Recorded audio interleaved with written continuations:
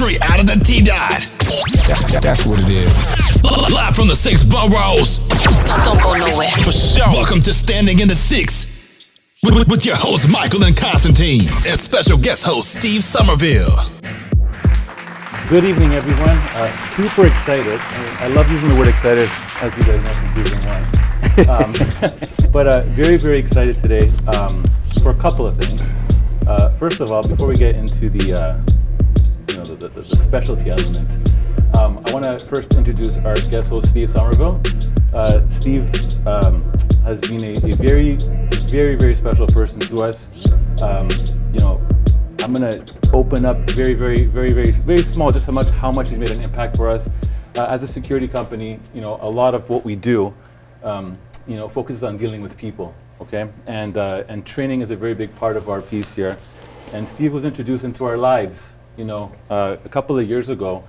And a little bit about Steve. Steve was with the Toronto Police for 24 years and as a trainer. And he has trained over 15,000 police officers, COB College. Yes, sir. And on top of that, I mean, if that's not enough, Steve has also created a fantastic program called Stay Safe, which we have been utilizing amongst our team. And again, this is Steve today, guys. This is Steve. Thank you so much for thank you. Coming on as a host. And I'm going to push this towards you right now, Steve, to introduce our very special guest today. Well, thank you. Thanks, Constantine. I'm excited about today, and I'm excited about this gentleman, this guest that's in front of us. And if I may, for a second, I'd like to just read something here. As a veteran emergency room physician, Dr. Brian Goldman has had a successful career setting broken bones, curing pneumonia, and otherwise pulling people back from the brink. He always believed that caring came naturally to a physician, but time, stress, errors, and heavy expectations left him wondering if he might not be the same caring doctor he thought he was at the beginning of his career. He wondered what kindness truly looks like in himself and in others. In the power of kindness, Goldman leaves the comfortable, familiar surroundings of the hospital in search of his own lost companion. And a top neuroscientist performs an MRI scan of his brain to see if he's hardwired for empathy. A researcher at Western University in Ontario tests his personality and makes a startling discovery. Goldman then circles the planet in search of the most empathic people alive to hear their stories and learn their secrets. He visits a boulevard in Brazil where he meets a woman who calls a homeless poet her soulmate and reunited with his family. A research lab in Kyoto, Japan, where he encounters a lifelike, empathetic android, and a nursing home in rural Pennsylvania where he meets a therapist who has an uncanny knack for knowing what's inside the hearts and minds of people with dementia, as well as her protege, a woman who talked a gun-wielding robber into walking away from his crime. The power of kindness takes us far away from the theater of medicine and into the world at large, investigating why kindness is so vital to our existence. Ladies and gentlemen, please welcome Dr. Brian Goldman. This is, I had a chance to meet and talk with Dr. Goldman just before we came down here, and I had to make a little bit of a confession. I read, and over the last 4 decades of the industry where I wanted to keep my finger on the pulse, if you will, in terms as to the requirements of making a person that can understand the needs of our community. This book changed my life. Wow. And as Constantine says, not being self-serving, I've had the blessing of training a number of men and women throughout this province, even at the Ontario Police College. And before that tenure, I wish I had read this book to give me a different snapshot into really the issue of empathy and caring, and it's beyond and above standard of care and duty of care. So thank you for the opportunity of this book. I was asked if I'd met you beforehand, and I sort of said, I think so. I've seen you on news interviews, you checked out social media, and reading your book, I think so. And with your permission, sir, I've read a lot about you, and the people who are watching this podcast really needs to know about you and the journey that's caused you to be here for today. And if I may, I understand that the basis for this book was a result of being criticized by a patient, and specifically your treatment of a patient family member. Would you be able to share with us exactly what that was and what happened there, please? Sure, Steve. This is something that happened about 25 years ago, and I was on duty in the emergency department, and I saw a woman who was brought to hospital by her family because she was at the end stage of a neurodegenerative disease. And she had reached the point where she required total care. She needed to be fed, she needed to be, she needed self-care, she couldn't move her arms, she couldn't speak for herself. And that meant that her kind and loving family was the filter for her. They were her voice. And I think at that time I was probably, I was certainly a lot younger. I was more defensive. I tended at that time, for a whole bunch of reasons that I guess I talk about in the book, to see the family members not as allies, but as pushy. And they had an agenda. They wanted her to be admitted to hospital because they felt they could no longer look after her at home. And even then, I wasn't at the beginning of my career at that time. I was no fool. I wasn't the kind of gunslinging emergency physician who would say, I'm not going to give you what you want if it's not appropriate. In fact, I made the referral to the internist for her to be admitted to hospital. But it took forever for her to be seen. And that's because she was not that ill. She needed full care, and her, she had reached the point in her life when she might have been entering a pre-terminal phase of her life. But she didn't have a fever, she didn't need to go to the intensive care unit, she wasn't dehydrated, they'd taken really good care of her. And you make the referral to the internal medicine team, and as often happens in the emergency department, from that point on until she was seen by the internist, the family would ask me one question after another. When will my mother get admitted to hospital? I don't know. Can you estimate when my mother will be admitted to hospital? When she sees the internal medicine team. And then the next set of questions, I'd go away and then I'd come back. I'd walk by the cubicle. When will my mother see the internal medicine team? And you have to understand that they have this thing called triage.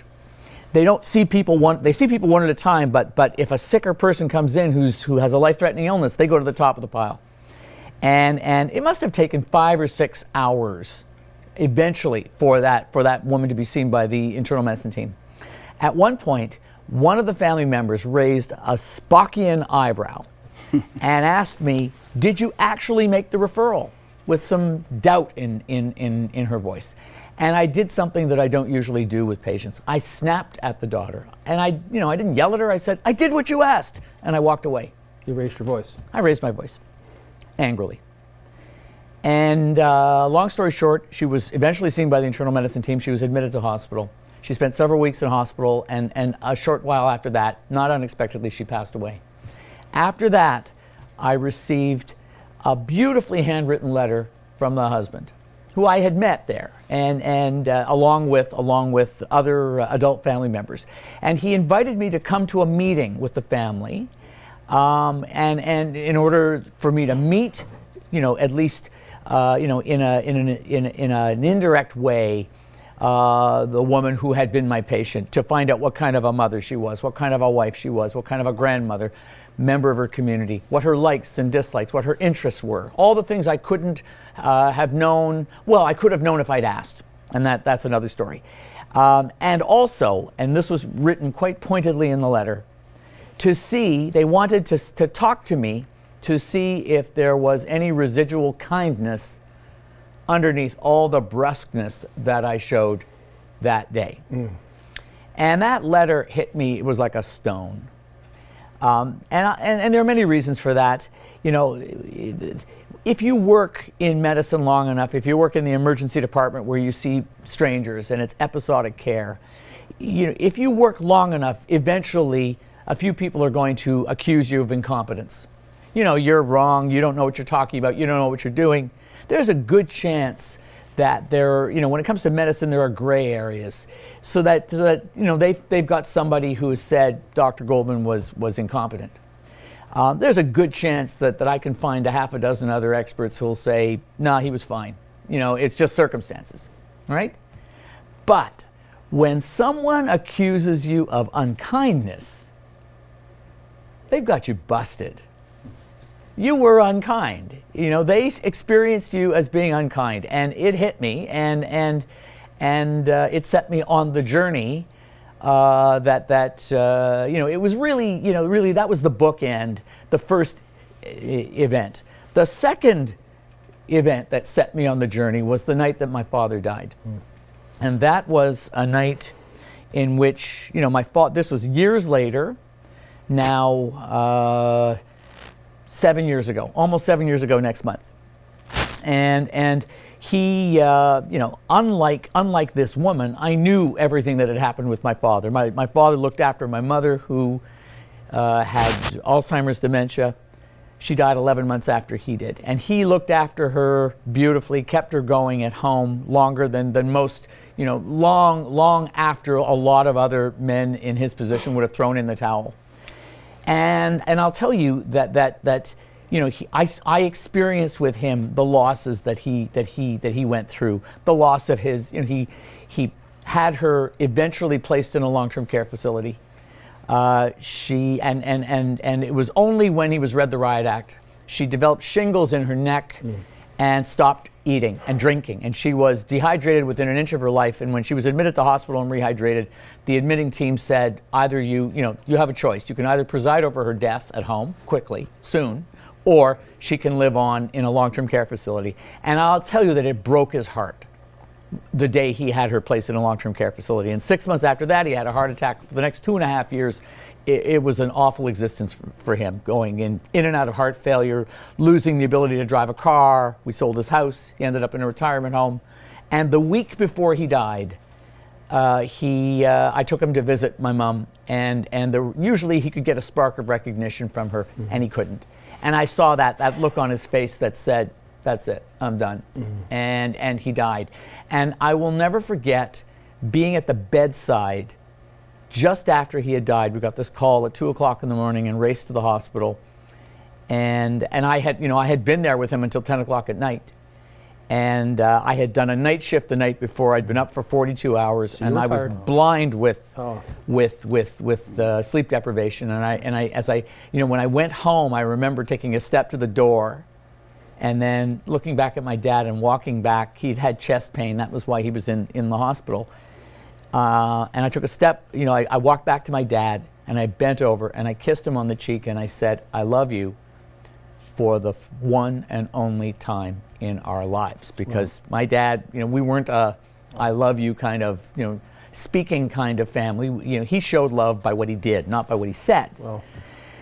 So we went home, and I don't remember my head hitting the pillow. I was that tired, but I do remember my partner Tamara shaking me awake, calling my name slowly several times until I looked in her eyes. I opened my eyes and I said, "He's gone, isn't he?" This is it.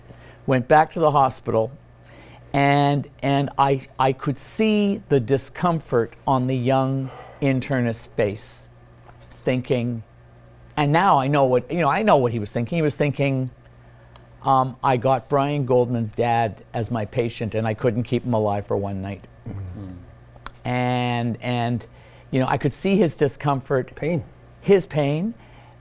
His discomfort, that shame. It's not even pain. It's like I'm going to call him out and start yelling at him. He thinks I'm going to start yelling at him, and I'm thinking, I'm grieving my dad. You can go.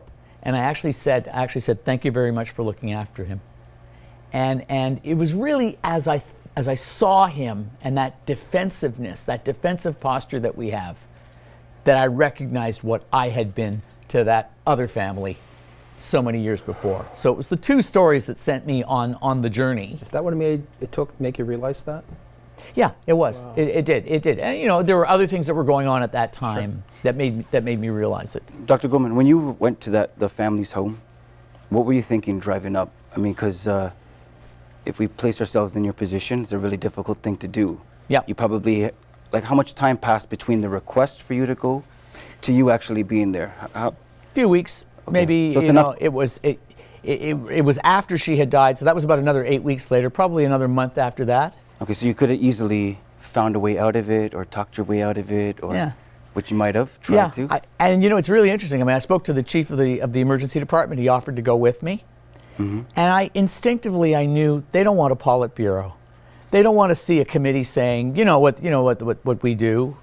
In law enforcement, in the hospital, wherever, we did the best we could. Circumstances are, we grieve with the family, we are sorry for your loss, and all that kind of stuff. They wanted to meet the guy, me, and I did. And it wasn't at their home. It was in a lounge in the emergency department, just off the emergency department, and it was me and a large number of members of the family, and so a neutral place for your safety, I guess. Right? No, it was it was in the emergency department. There was no escape for me. Yeah. I was going to hear what I was going to hear, and they said all kinds of things about the things that I missed and my attitude, and at the end of that, they cried, I cried, and there was a lightness at the end of that meeting, and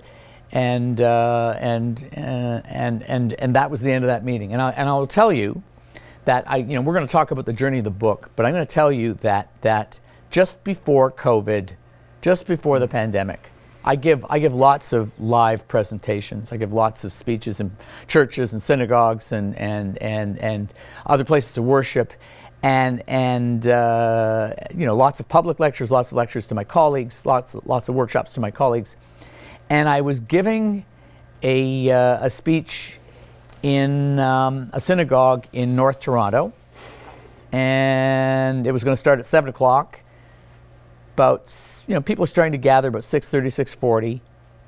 This was in February of this year, and 3 people walk up to me, a distinguished older gentleman and 2 middle-aged people who are with them, probably their children. And one of them says, you remember us? And it took a few seconds, and I realized it was them. It was them. Wow. And we chatted. It was very amiable, very, very nice conversation, a warm conversation. They obviously felt comfortable. They saw me. You know what? I don't know. I guess they got this idea. I'd like to see Brian. He's going to speak about kindness. Why? And they remembered to me that at the end of that conversation in which they dressed me down, they said that I said to them, "I'll never forget what you said." I don't remember saying that. Doesn't sound implausible, but I don't remember saying that. But I will tell you that I just looked at them and I said, "You have no idea what you're about to hear." Can you share some of that inner dialogue? Because what's really cool, what you discuss in the book, is that empathy switch. Yeah. And if you don't know what that is, read the book. Yeah. Okay. Yeah. Which I find, even for yourself, now that you in hindsight, you've been able to phrase it and share it, which is really cool, because it means we have the choice to be able to choose to be empathetic for the most part. What was that inner dialogue? What was it that, because you could have easily deflected it. You could have easily said or dismissed it, or they didn't understand the constraints on yourself. They don't know. Yeah. They don't understand. I'm an ER doctor, and you could have easily gave yourself an out. That's right. Why did you find yourself even being open to have the conversation? They called out to my heart. They said, well, first of all, there was something about the letter that was, in spite of the pointedness, the brusque, the accusing me of brusqueness, they thought I was salvageable. I could read that in the letter, and I was interested in being salvaged. So I went. Changed you. Interesting. Yeah. Yeah. I was in the middle of a journey that I asked in the book, am I a kind soul? And I think everybody needs to ask that once or twice in their lives when they're kind of mean to somebody, unnecessarily mean, just stuck it. You heard the commercial with the tagline, stick it to people. There's something, there's a lot of rage going on in the world right now. There's a lot, I'm gonna stick it to this person, and that's not the only part of us. We also have this kind part, and we're constantly duking it out between the stick it to them side and the that's not nice. I don't want, and there was a spark of recognition that I learned about, and I talk about in the book, that people tend to think of kindness as a win-lose proposition. If I'm going to stop to be kind to this patient as I walk out the emergency department when I'm exhausted, that it's going to take another piece out of my energy, out of my life force, So it's a net loss. They're going to get something from me and I'm going to lose something in the process. Well, that's not true. When I go on, when I don't stick it to that person, but when I fail to acknowledge their distress at that moment, even just stop and say, you know what, I'll talk to you for a moment. I'm really exhausted. And I want you to just know that I'm exhausted right now. So you'll get a piece of me right now, but I am exhausted. But we don't like to do that because we're afraid we're supposed to be vulnerable, invulnerable. Yeah. Right. But permission to be human. Permission to be human. We don't give ourselves permission, and that's something that I want to talk about. But I'll wait in a moment. The point I'm trying to make is that if I say I can't do that and I go, on the way home, my heart rate will go up, my blood pressure will go up, my distress will go up. And I'll be one step closer to burnout.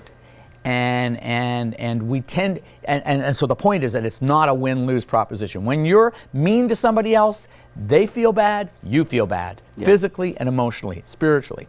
When you do the opposite, when you're kind to them, you feel good, they feel good. It's like this infinitely renewing resource for good and for well-being. Evolution has given us a capacity for kindness, and when we are kind and empathic, when we use those tools, we make the world a better place. And it makes sense because we wouldn't have built society without being kind to one another. There's a children's book by Max Lucado. I know it because my kids love it, and it's shared in this light where everyone has a pail, and if you say something nice, something for their sake, you add nice things into their pail. You make fun of their nose or the way they walk, and you're taken out. And so my kids are amazing. They have full pails. So that's great. And I also wanted to mention that when the family, so I gave the speech about kindness, and the first thing I talk about is that family. So when you said you'd remember us, they had no idea how much I would think about them and remember them. Yeah. And in fact, since that time, we've gotten back into each other's lives. Unfortunately, curtailed somewhat by COVID, but not we're in each other's hearts. That's for sure. Where I want to learn from you here today is you just created so many thoughts from what you said, especially resonating. My father passed 6 years ago, come out next month, and he was in life support. Almost the same time as mine. October 21, and I was hitting down. He was on life support down in London, so I had to make this drive from Durham Region to get down there, realizing I was going to say goodbye to my father. I don't think he knew I was there. But the interesting point I just remembered after this was after he passed, I'm looking at these machines, trying to read them, is when a nurse said to me, he's gone, and a perfect stranger gave me a hug, right? And I don't get emotional. If I do, it's because of the air conditioning. That's going to be my commentary. But what a powerful tool of expression that I wasn't prepared for. It wasn't a clench. I didn't have to defend myself, and I was so vulnerable at the moment. I embraced that. A perfect stranger did that to me. And you've answered questions. I've created some questions. Of course, that's my investigative nature. But this, if I may characterize, being criticized, it cut you to the quick. Why was that important to you at that moment of your career, at that moment of time? Like, had you ever been criticized before? Oh, yeah. Okay, so why was this time, if I may ask, different? Yeah, because I ask in the book, am I a kind soul? And I think everybody, there's many reasons why people stop being kind or find that they aren't kind in a particular moment. And I explored that in the book. People who were kind, people are kind for different reasons, out of a sense of loneliness, out of a sense of isolation, because they have some of them are, we're all hardwired. It's interesting how often it comes from a source of pain. You're kind to other people, and most people who have that much pain, and I certainly interviewed people who had, because of life circumstances, either severe disappointment or pain or a sense of loss, that you can either be beaten down by that pain, or at the end of the day, you can say, I will use that pain and draw some strength from it and be a source of inspiration to other people who have who are in similar circumstances. For me, I had a particularly unique source of pain, and that is that, like a lot of other health professionals, I am prone to shame. And I'm not talking about, you know, the helpful side of shame, you know, when somebody does something like drinking and driving, and they're shamed by the community, and it's hoped that you know, that shaming them can get them back on the path of doing what society, of being consistent with society, conforming to society. I'm talking about the Brené Brown type of toxic shame, where you feel that you are that in the moment that you experience this, and it's a physical thing, and I talk about it in the book, tightness in my abdomen, you know, a hot feeling, blood pressure starts to go up and heart rate starts to go up. It's a total body reaction where I feel as if I am unworthy of love and acceptance, and, you know, by my peers, and I kind of wish that a hole would open up in the earth and swallow me up where I stand. And that comes, you know, the triggers for that typically in healthcare are being caught out making a mistake.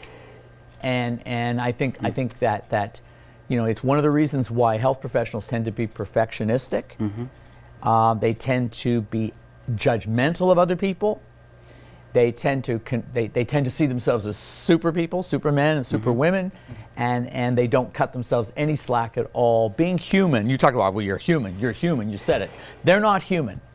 They beat themselves up when they make a mistake or when they appear to be less than human. And that moment, and we don't, it's not just mistakes, it's faux pas. It's mispronouncing somebody's name. It's you know, like once in a room I referred to a patient with a mental health disorder by the slang term that I talked about in the book, The Secret Language of Doctors.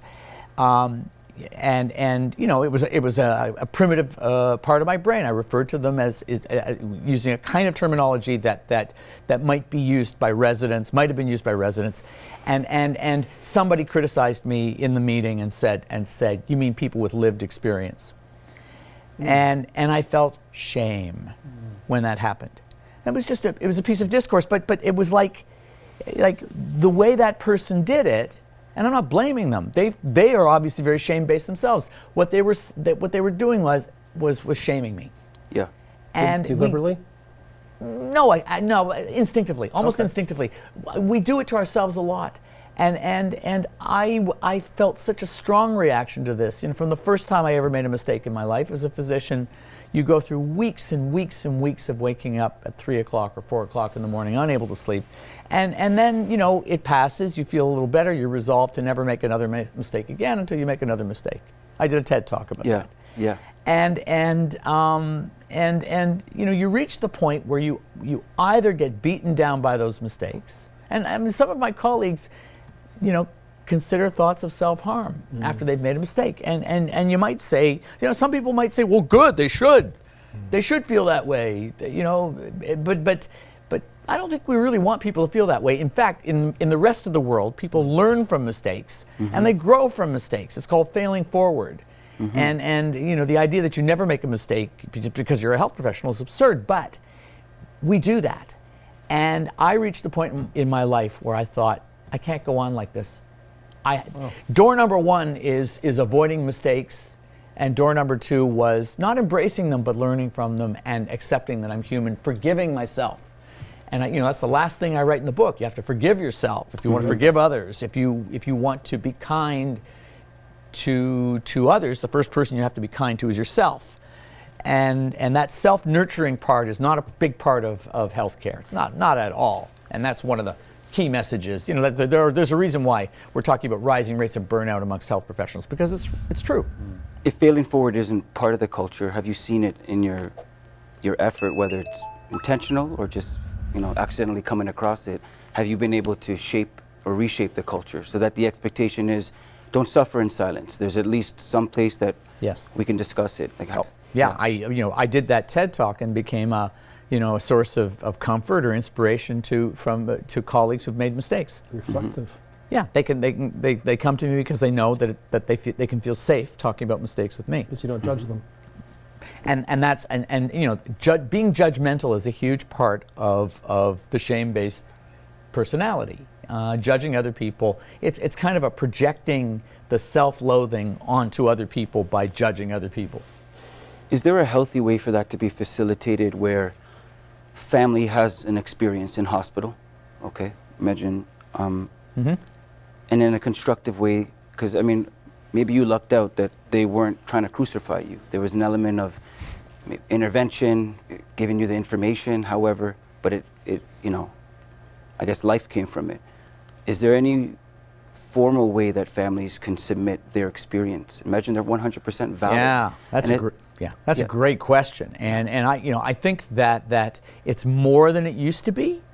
You know, certainly in hospitals, there's a lot of, there's a movement to include patients and families, former patients, families of former patients, in dialogue with health professionals. To have, it's called patient and family-centered care. Part of that is to create a forum where mistakes can be discussed in a non-judgmental way. By the way, the airline industry does that. That's what the airline industry does. That's what crew resource management is all about. It's all about flattening the hierarchy and having and making it easier for everybody to talk about mistakes. But that requires a major change in culture. You have to have, not only must you have free dialogue, but the bystanders to the mistake have to stop shaming the person who made the mistake. Yeah. They can't. You have a lot of talk like, if I need this person to tell me that I did that wrong, that this junior person, for instance, this learner is going to tell me that I made a mistake. They'll actually say that, then I shouldn't be in this room. I shouldn't have this position. Well, we're seeing that being played out with policing right now, and defunding the police. Right. It's at a point where I guess people are not happy with how it is. So the only message that we hear, at least it's prevalent in the media, is shaming versus, and I kind of wanted to ask you that if you again, we might be going too quick, but forgive me if we want to curtail it back in any way. If for in some bizarre series of events, you had the 4 policemen that were part of the George Floyd arrest. You just, for some reason, you had access to them. You were in a room with them. And it wasn't for trial, and it was literally just for them. And it was a part of maybe the inception of a restorative program or whatever. What would you talk to them about? What would you share with them, with everything you've learned? Well, the first thing I would do is not talk to them or talk at them. I'd listen. And I think I think we do a lot of talking and not enough listening. And you've heard the expression, why were we given 2 ears and 1 mouth? So because we should spend twice as much time listening as we do talking. And I think that what can you do at this point, for George Floyd and George Floyd's family, but learn from it, pay it forward by learning from it. Just to jump onto what he's saying, for 12 years of my life, I taught at the Ontario Police College, representative of the Solicitor General's office. And ironically, we've compared a physician's assessment compared to a law enforcement's assessment. And we in law enforcement reference, quick cognitive processing. You got to make quick decisions, blink. Malcolm Gladwell spoke about that in his book, Blink. And you hear something, you see something, and quickly you've got to form an opinion of a person. Whereas a physician, generally speaking, does a battery of tests, makes questions, is able to have the time, depending on, of course, on the nature of the medical challenge, to assess what you're going on. And it's the totality of the situation which drives law enforcement, generally in North America. Right. Not to be wordy, but one of the aspects, and I was recently at a coroner's inquest, and for purpose of the podcast, I won't mention the inquest, but a head trainer at the Ontario Police College was asked, how many times does the word empathy appear in the curriculum? His response was 0. Then how can you articulate under oath? Right. How can you articulate something that's relevant and important, yet you don't have it in the lesson plan? And there was really no answer for that. That was an epiphany of that inquest. Point being is when you're dealing with, jumping ahead a little bit, but when you're dealing with violent people or fear factor kicks in. And you mentioned about on the way home when your blood pressure's up or your heart rate's up, and you start behaving as a different human being at that point, out of your comfort zone. And when you're afraid, or dealing with a person that you're afraid, the whole issue of empathy can really, you may not be in a position or condition to be able to understand a person's trying to be empathetic towards you, and vice versa. Right. We always teach in our classes, and certainly at Sentinel, they mirror that in the training. When you're looking at a human being that's acting out, we'll leave it at that, what you have to ask yourself, is this person resisting you, or are they afraid? Right. Are they going through a challenge, a crisis? And what is the appropriate thing to say, and help that person to ground their behaviors without having to lay your hands on another human being? Mm-hmm. It's a devastating decision. And law enforcement right now, I know you're going to say something, but law enforcement is being challenged now. You're damned if you do and damned if you don't, if I can say. Mm-hmm. You know, if there's some threat, a real threat that's preventing you from going home to the people you care about, what do the activists, or what does a person with an agenda ask you or expect you to do? Yeah, you've raised some really, really important points.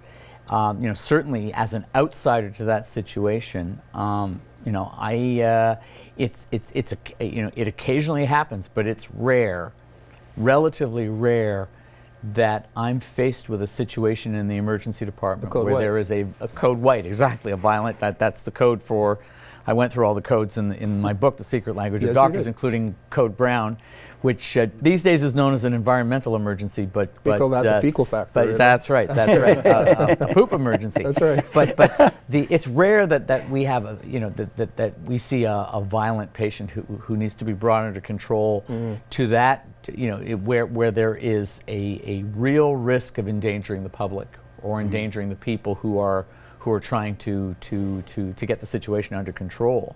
So let's start by saying that right away. But beyond that, there are remarkable similarities between the medical mind and the law enforcement officer's mind, in that we are all kind of propelled to think quickly and act quickly. Mm-hmm. And as you mentioned, you're talking about Malcolm Gladwell, there's also Daniel Pink, and there's fast thinking, slow thinking. Yes. Mm-hmm. Great book. We tend to operate in fast thinking mode, and I can tell you, just as in law enforcement, in medicine, we prize fast thinking.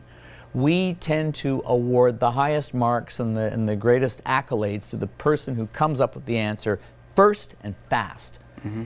I know what to do. And in fact, we're trying to encourage more slow thinking. Why?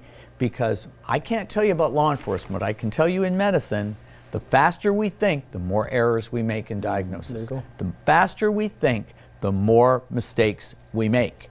And we're trying to deliberately slow the process down through reflection and through teams where everybody on the team feels comfortable to make contributions to contributing observations to what they see, and asking questions like, what do you see with this situation right now?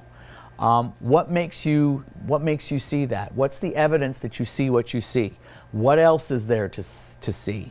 And doing that, and it would be and that is part of what we call of what the airline industry calls crew resource management. They had their issues up until the 70s where lots of they felt that the accident rate among airliners, passenger jets was getting to the point where the public was going to decide not to fly anymore. Right. And so they changed it, and one of the things that they brought was they brought reporting of mistakes or reporting of situations that could lead to mistakes in a non-judgmental way, so no punishment, anonymous reporting. That was the first thing they did. We don't have that in healthcare. The second thing they did was flattening the hierarchy, empowering everybody, not just the cockpit crew, but the cabin crew and even passengers, to say, if you see, if you for instance see that you think you see flames on the wing, there's a good chance that the pilot can't see that because they're in the front of the plane. So you tell it, you say it to somebody. And the reason why that was brought in was, you probably heard about airliners that crashed because a navigator or a first officer was too deferential to the pilot and was afraid to speak up, to say something. We're heading towards a mountain. Yes, we have a problem. Now, and I could certainly it works in healthcare, where the more people you bring on board making observations, and not just random observations like shooting from the hip, but saying what it is, what are the observations about the patient, their blood pressure, their demeanor, the beads of sweat. that makes you think that makes you see what you say you're seeing. Could you do the same thing in a high tension, a high stress situation where you have somebody who is a suspect, could be an assailant, could have a weapon, may not have a weapon, and I can't answer that, but I can tell you that many law enforcement organizations are looking at crew resource management as something they might be able to learn from, and we'll have to see.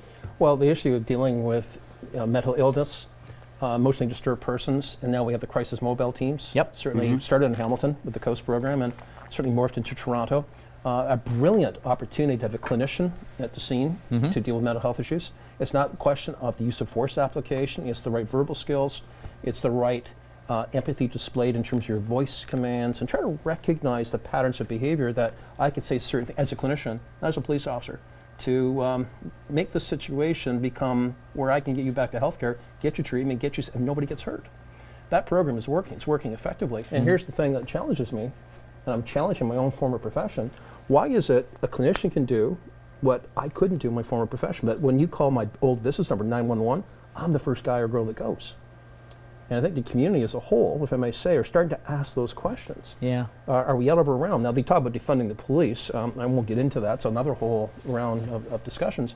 But when you have a clinician on board and you have got people that deal, you get somebody from CAMH or whatever, Michael Garrion Hospital runs that. You're dealing with people now that have the skill sets and the experience, relevant skill sets, experience to calm people at a crisis. And I suggest that is empathy. I suggest that is common sense and a trained skill that you're putting into practice where I don't have to turn to the fist to resolve it.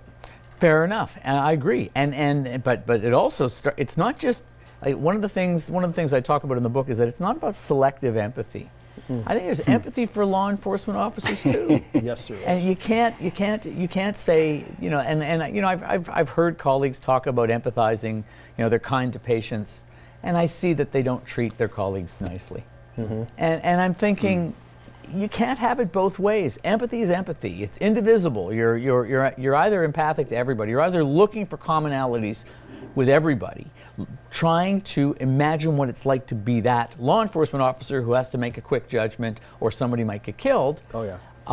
And if you're not able to do that, then you may be compromised in your ability or in the likelihood that the advice that you're going to give is going to be taken. Nurture versus nature, something that we talked about.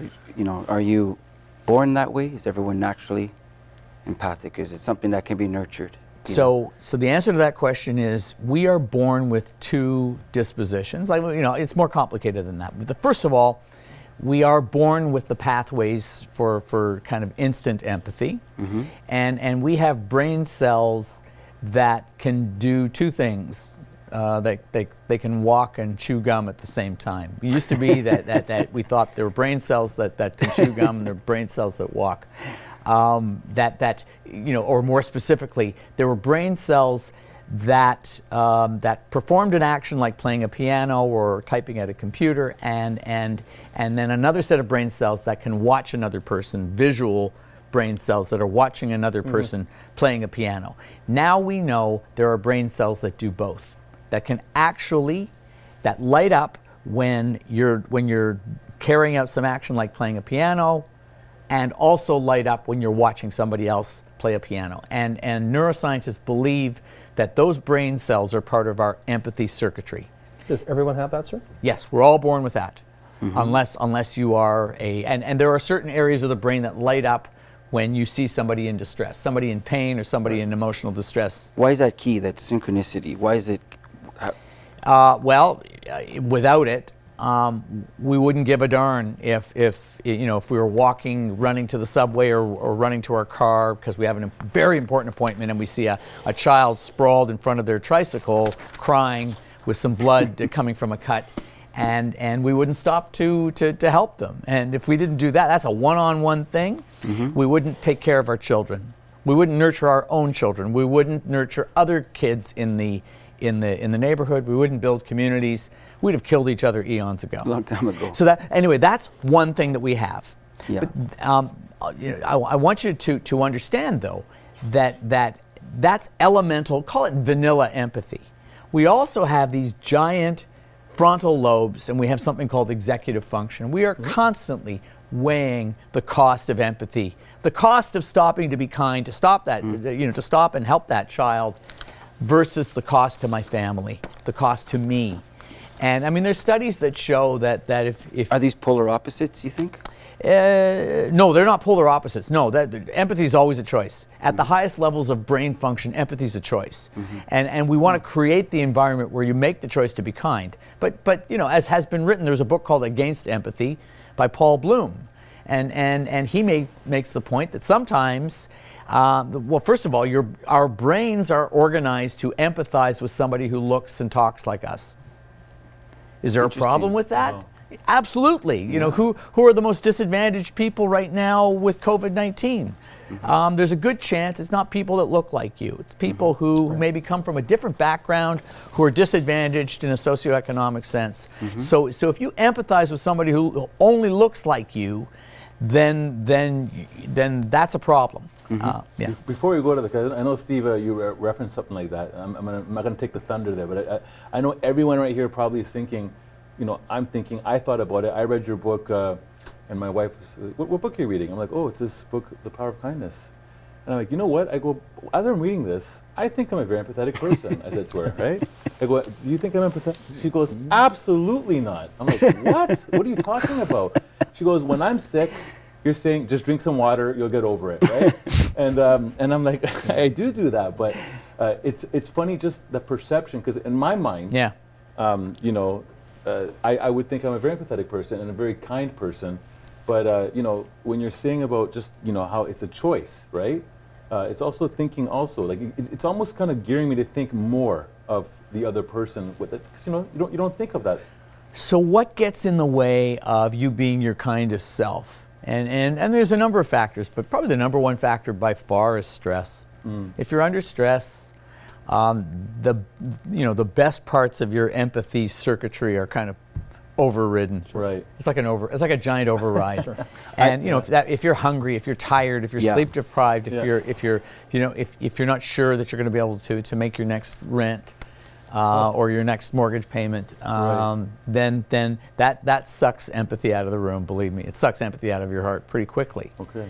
I met a gentleman once who purposely arrived an hour early for any appointment, no matter how major or minor it was to his day, to be able to have random acts of kindness, because he didn't tell me exactly what happened, but at some point he wasn't afforded the time. He made a decision to go left versus right, and he always regrets it. Just because of the clock. So he said, I'm never going to be in that position. I'm going to always be, if needed, I can actually drive this, this lady who's at the bus stop in a blizzard, and I can take her 30 minutes out because I'm still going to be fine. Okay, and it's pretty amazing. He made provision in some way that he can choose to be empathetic and I guess not regret making that decision in a fleeting moment. So. I don't mind saying this, I'm not trying to embarrass you, but I'd go on record saying that this book should be read by every use of force instructor in this province before you think you have the right or the privilege to stand in front of a room of people to tell them how they should act in a crisis. I offer that for the viewers' point. It's kind of I think we're getting, I'm telling you the straight goods, from a criticized, Constantine and I are laughing. I was having a chat with my family before I came here today, and we're talking about interviewing you, and over the years, I have been criticized for my harshness and the ability to shoot from the hip without thinking on the consequence. And there is a trainer that once told me that I remind him of a hammer, and everybody around me I treat like a nail. Yeah, you talk about a humbling moment and epiphany. I'm thinking, oh. So we both had a very similar experience there. It's beyond embarrassing, but I think just for the purposes, we have a lot of healthcare staff and a lot of professionals in this room, but there's people watching this podcast may not understand two terms that we've used. Now, please ask you to put into terms what empathy is and why it might be different than sympathy. Is that fair? Right. So let's do that. So let's start with sympathy. Sympathy is and the root is a synthesis, but it's not really. The colloquial, kind of the generally accepted definition of empathy is a gesture of concern, a superficial gesture of concern for somebody else without any kind of emotional investment in that person's distress. And if you've ever thought about the times when you might write a sympathy card or extend sympathy to somebody who's suffered a grievous loss, loss of a parent, loss of a spouse, loss of a child, God forbid, losing a job, some major reversal in their lives, and you're thinking, if your first thought is, I don't know what to say at a time like that. I never know what to say at a funeral, at a shiva, at a visitation, and so we come up with stock phrases like "sorry for your loss," and that's just to get us past our own discomfort in that moment. Well, here's the thing about empathy: if you are dialed into your own discomfort at the moment that you're supposed to be extending empathy, it's awfully hard to extend empathy to somebody else.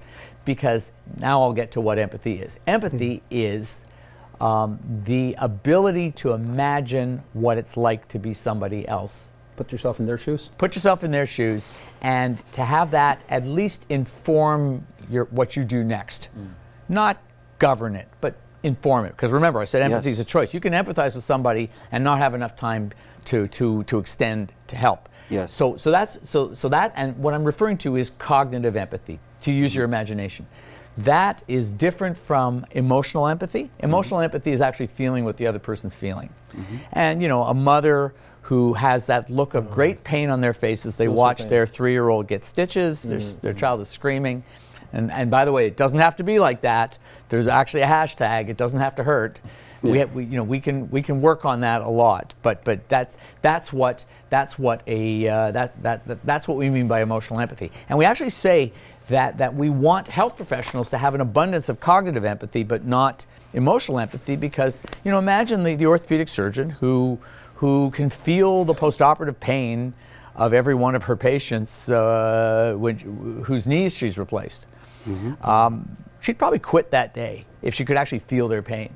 And so we don't want. You mentioned the off switch. There's that's a hypothesis of a neuroscientist that I interviewed, Christian Kaiser. He believes that surgeons have an effective off switch for empathy, that they can cut it off. And if you think about it, in the operating room, they need to, what they're doing is a form of controlled violence on a patient. Think about it.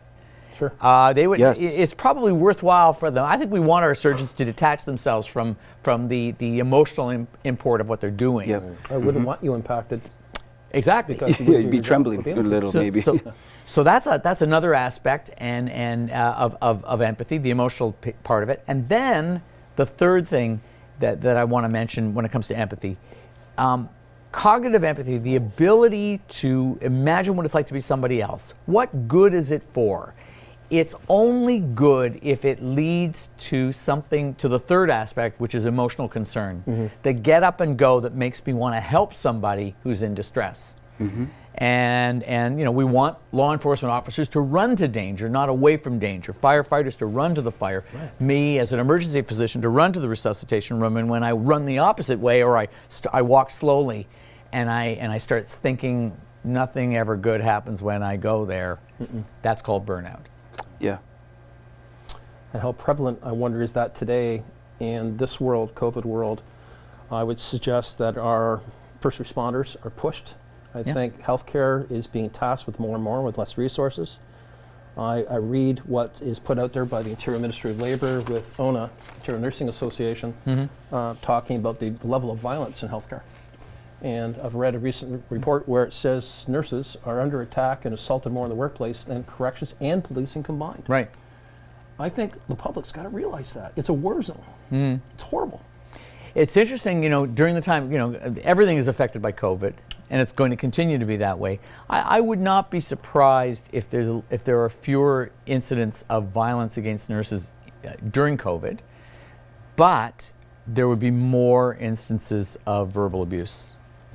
Getting complaints from family members who can't join their loved ones in the emergency department or on the wards. Yeah, I see. Which I think has just been we're in this together. It's terrible. And add to that the fact that because this is a novel coronavirus, you have health professionals who for the first time feel the same danger that their patients feel. Wow.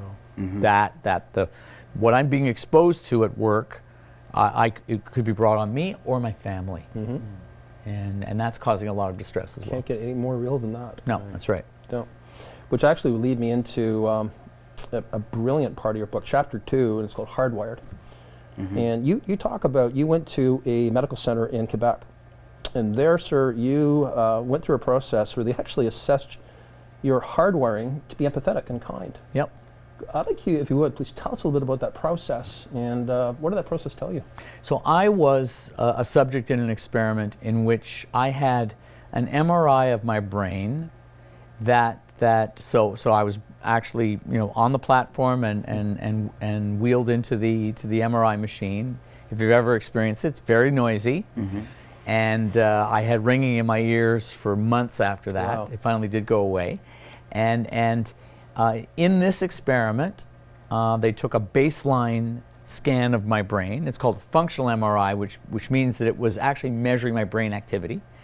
And so first of all, at baseline when I wasn't doing anything, and then they showed me in very rapid fire sequence images of people in distress, in pain. And I was given a joystick, and I could Oxymoron with that word. I could position the joystick, the cursor. There was basically I had a computer control. The joystick was a computer control, and it was between two extremes, where I had to estimate how much distress was indicated by the photograph of the person, and on one side of a line, if you can imagine, a line between my two fingers, on one side no distress, on the other side maximum distress. And I had about 4 or 5 seconds between each image to make a judgment, position the cursor somewhere between no distress and maximum distress, and then hit the button and go on to the next image. And they were scanning my brain as they did that. So that was, and I was one subject in an experiment that had many subjects. So what they did was they took my results and summated them, combined them with all the other subjects. And what they did was they compared a group of veteran health professionals on the one hand to people who had never worked a day in their lives in healthcare. And what they found was that the veteran health professionals on average had an empathic response to the people in distress, but less than the people who had never worked in healthcare. And that is a finding that has been replicated in a number of brain scan studies and other kinds of tests. And they don't know why, they don't have an explanation. They have some hypotheses. They're at the stage of generating hypotheses. Why would I, in mid-career, as an emergency physician, a veteran emergency physician, begin to underestimate the distress of my patients? And one reason might be that for every image I saw, I'm looking up because if I was wheeled into the MRI machine, the images were projected onto a mirror on the top of the tunnel, so that I could see them. They were within my sight lines. Why would I underestimate that distress that, say, a lay person, a person who's never worked in healthcare, says they've got maximum 10 out of 10 distress, and I'm saying, nah, it's more like a 6. Why would I do that? Is it normalcy? Well, it might. Experience? Well, that's experience. Experience means that maybe I was instantly comparing that image with 9,000 other patients I've seen. That's got to mean something. Yeah. Maybe I was thinking about the time that somebody was in a lot of distress and it turned out they were just telling me a story. Yeah. Or maybe we live in a time of the opioid crisis, and maybe what I was doing was assuaging my incipient guilt for not giving them an opioid by underestimating their pain. So that if I said, yeah, that's a 10, then I might feel, either I would feel compelled to give them an opioid or feel really bad in my heart if I couldn't give them one, because we have this opioid crisis. So that's another hypothesis that you could generate as well. But that was a finding, and so I'd like to say I wasn't unique. I'm one of a kind. And it's something that we need to, does it mean that health professionals in mid-career are burned out? That's a possibility too. And that would affect your perception? Yep. These results, are these pseudoscience, or is this the real deal? Well, they're part of, as long as they are now, if you get to the end of the book, as you know, and you have, That's right. I pushed Philip Jackson, the professor of psychology, who brought me into the study, and gave me the findings. He was very concerned that I was going to ask him, and I kept pushing him. Does that scan say I'm an empathetic person? Right. And in the end, Drum roll. Drum roll. He said, first of all, he said, this is what I was afraid of, Brian. Don't keep asking me, is this an empathy machine? And it's not. It's not. It's a piece of data. And he actually he gave me a very wise piece of advice, which took me back to the Wizard of Oz. You remember the Tin Man gets a heart. Right. And the Scarecrow gets a brain. Gets a what did he get? He got a brain, didn't he? Tin He didn't get a Scarecrow. brain. Tin Man got a heart. No, the Tin Man Tin Man got gets a a heart. heart. Yeah. Scarecrow got a brain. Scarecrow got a And brain. the Cowardly Lion, courage. Oh, he got a diploma. Yeah. He got a diploma. That's diploma, right. yeah. Scarecrow gets a diploma. Yeah. And then the Cowardly Lion gets an award of merit, Yeah. an award of courage. Yes. That's it. Well, each of them got something that they already had, an acknowledgement of something that they already had. So Philip Jackson says to me, "Why don't you ask somebody who knows you really well?" So I asked my wife Tamara, and she said, "You're one of the kindest people I know. You're one of the most empathic people I know." Were you satisfied with that? In contrast to Constantine, I guess. I know, yeah, better than. Is how good are we at gauging it? No, Self-gauging? you asked a great question. No, I wasn't. No, you know what? Because remember, empathy is a choice. Stress is real, and there are times when you slip back. And whenever I slip back, whammo. Wow. You're human. Thank you. Are we good at gauging it ourselves, or? I've gotten better at gauging it. Yeah. I've gotten better at gauging it. As I've gotten more comfortable, one of the things I've gotten really comfortable with is apologizing. Sincerely. Yeah. Oh, yeah. I get in trouble There's no for other apologizing when it's not sincere. because Sorry. because remember I'm shame based, shame prone. So acknowledging that I've made a mistake, there's a price to pay for that. If you're shame prone, you're inviting people to realize, oh, Goldman really is fallible. Yeah. And you know what? Because he talks about his mistakes more than everybody else in this room, we're invited to think he's more fallible than everybody else in this room. Yeah. Isn't that the way it goes? So let me ask you this: because you can identify in your wife, and obviously that you are a kind, empathetic person, right? Do you find that people could take advantage of that? Yeah, that's Paul Bloom in Against Empathy. That his argument in Against Empathy, and that's what everybody asks. Yeah, sure, people can take advantage of you. Be conned, duped. Yeah, do you what makes you judge that you can jaywalk?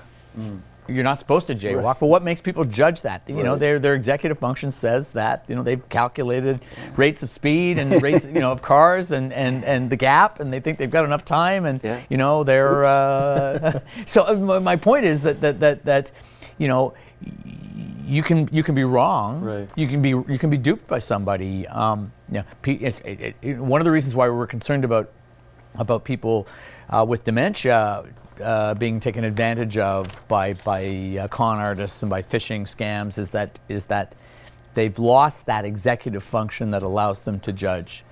But I'll tell you something at the same time. This is a real example. A famous cable provider who provides cable and email and internet and wireless to me and my family has never said anything about the spoof emails that drop into my inbox saying that my bill is ready to be paid. And on one of those occasions, about 3 or 4 months ago, I foolishly clicked on the link and found that my email account was hacked. Okay, so it looked good. Yeah. I knew, afterwards I cursed myself. How could I have been so stupid to have fallen for that? Well, you can't keep your sensors on maximum all the time. Right. You can't keep your guard up constantly. There's a moment when you're tired, and I did it. And the fact is, we will be duped from time to time. But overall, I think if we're kind to others, the first thing you have to do is be kind to yourself. You have to get enough rest. You have to eat right. You have to exercise. and you have to take care of yourself. Nobody ever says take care of other people at your own expense. That's not what this is about. But how common is that within your profession? Oh, I think it's like the martyr complex, or taking care of others at your own expense. I think it's far too common.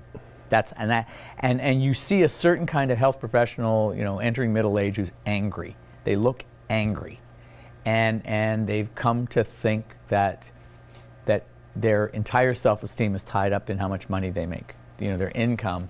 And if they didn't get a fee increase, or it's all about the money that they're not making, and it's not that money's, yes, money can make you comfortable, but it's also it's a trap in terms of your own self-esteem. Basically, you want to do something because it's good for your heart. Yeah. Good for your soul, not just good for your pocketbook. I was speaking with my mother-in-law yesterday. My father-in-law spent 13 months in hospital, had a brain tumor, ended up passing. It was a long time. Passed just over 11 years. The most amazing thing about it, his wife, my mother-in-law, strong Trinidadian woman, took the RT downtown from Scarborough every day for 13 months.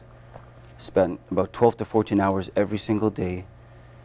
And her experiences and the ups and downs wasn't even necessarily related to the health of her husband, who eventually deceased. It was the experience of the clinical staff, the up and downs of from shift to shift. This nurse was nice this week, next week she wasn't. He was great, and she was great, and then he wasn't. The next one who would kind of come and take over.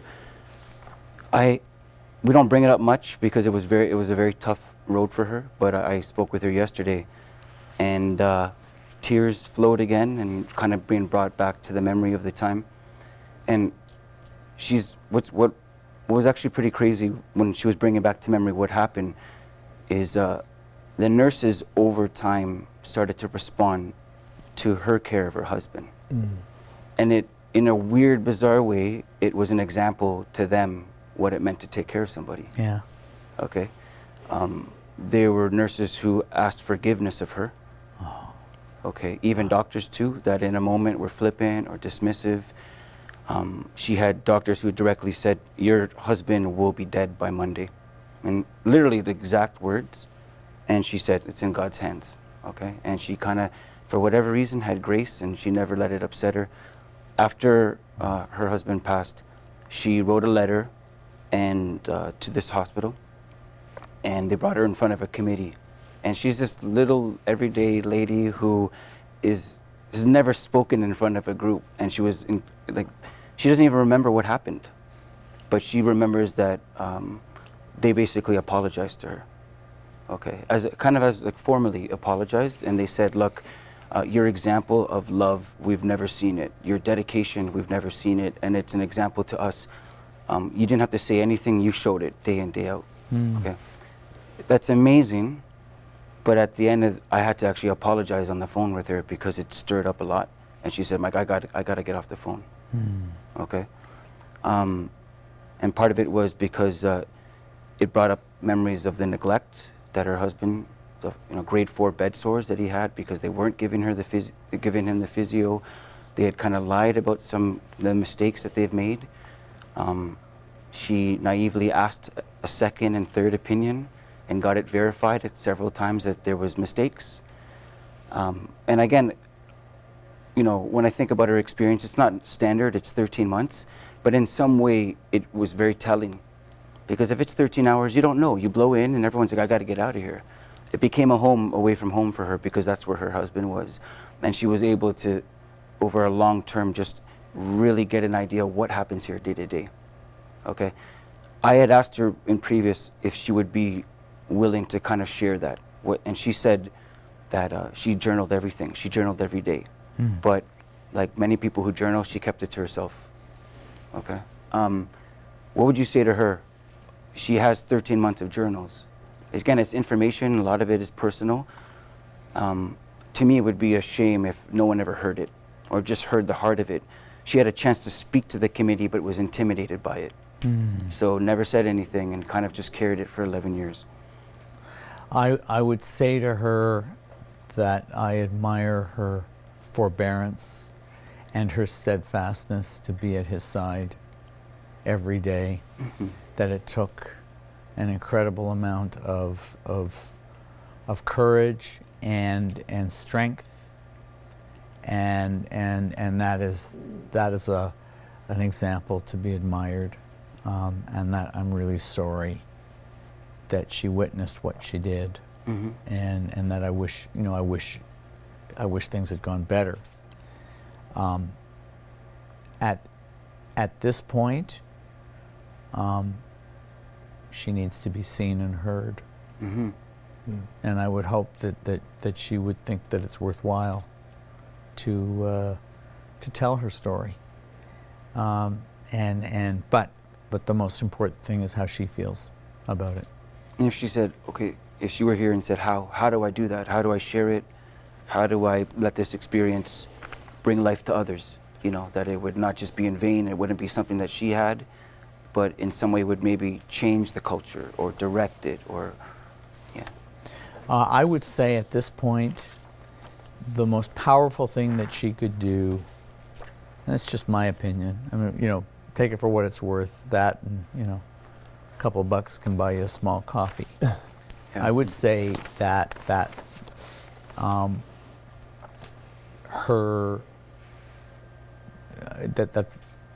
if she could share that experience one at a time with another loved one currently at the bedside of somebody under similar circumstances. And there are people who go through this in the intensive care unit. There are people with COVID-19 right now who somebody who, so that she could be a source of inspiration to family members who, or even patients who believe they are nobodies in the healthcare system. That somehow healthcare is all about this magic voodoo, complicated stuff, technologically complicated stuff. That is, and that the human factor is unimportant. An institution.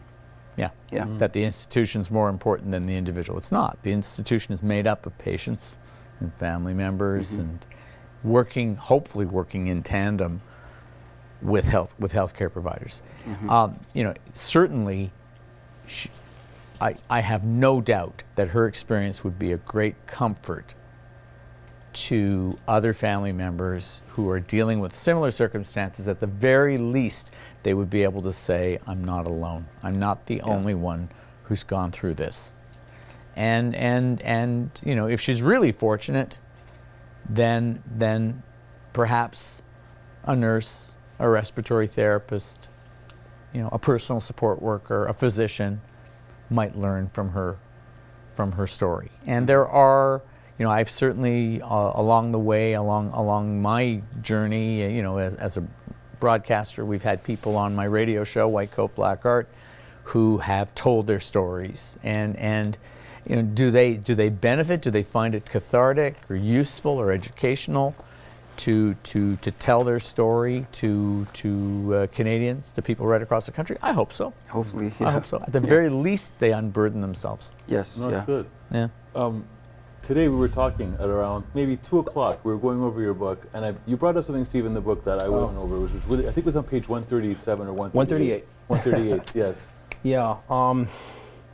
Thank you for that.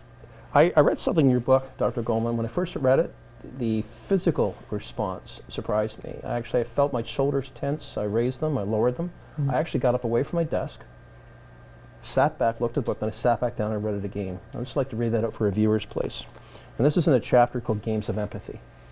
And in it, sir, you wrote, and I quote, "Humans are hardwired to prefer those who share their skin color.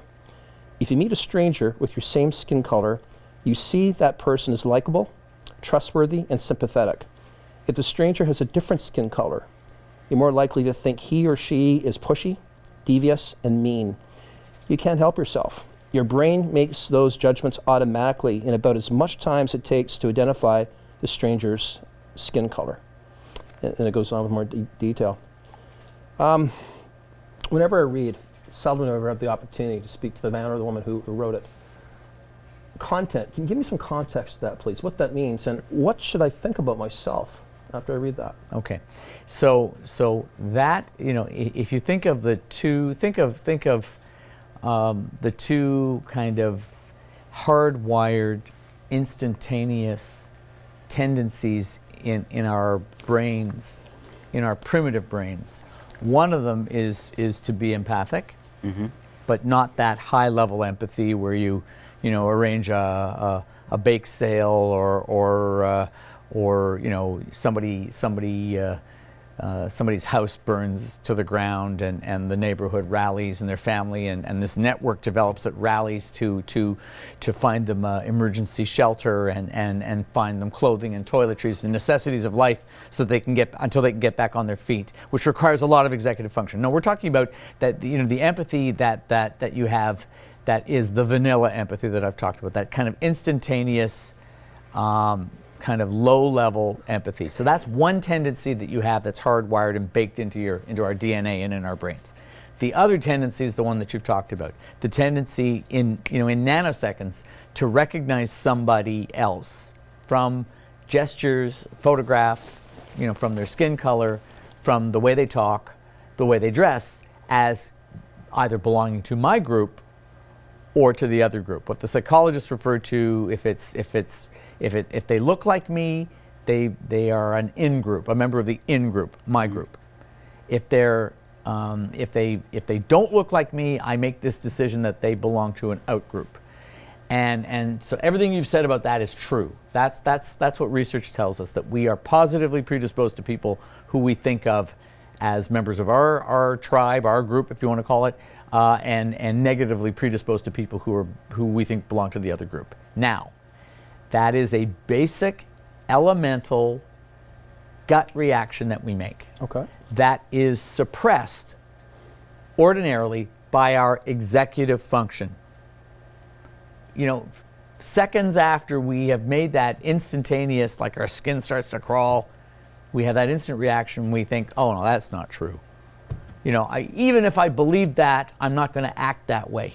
I'm going to cut other people slack. I'm going to look for commonalities. I'm going to, and so the thing you need to know is that ordinarily our executive function, our big brains that we've also been equipped with, suppresses that tendency to divide the world into us and them, except when we're under extreme stress. So, and that stress can be our fight or flight, right, our lives are in danger, Yeah. or it could be more chronic, high-level stress from economic uncertainty, COVID, from work uncertainty, professional uncertainty, from housing insecurity, from food insecurity, and under those circumstances, our executive functions get suppressed, and we're back to this primitive us and them. And I talk about this a lot because in Canadian society, we're not where they are in the United States. But I have to say that in the United States right now, there's a lot of us and them talk, and they talk about building a wall and keeping the other outside the gates, and I think a lot of that, there's a reason why that thinking of us and them has been in ascendancy, and I think it's because that society's under a lot of stress, and it's something that we don't want to embrace.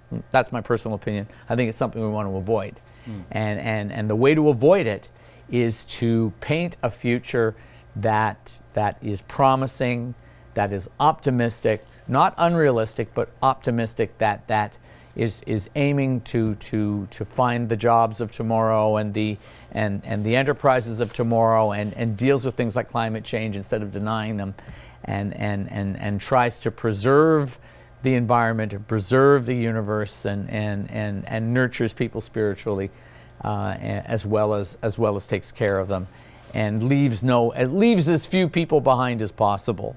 If you have that kind of an environment, you dial down the stress, and a lot of the us and them talk tends to go away. But the important thing to remember is that we got both of those. We've got us and them, and we've got empathy, and it's partly a function of our circumstances, but it's also a function of our choice. Choose kind. Well, thank you for sharing that. Makes me feel better. Good.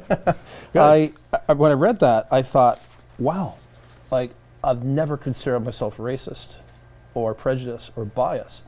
That suggests that I was, right from my initial programming, but my ethics, my morals, my intellect, my training, if I understand it correctly, would certainly get me over that hump.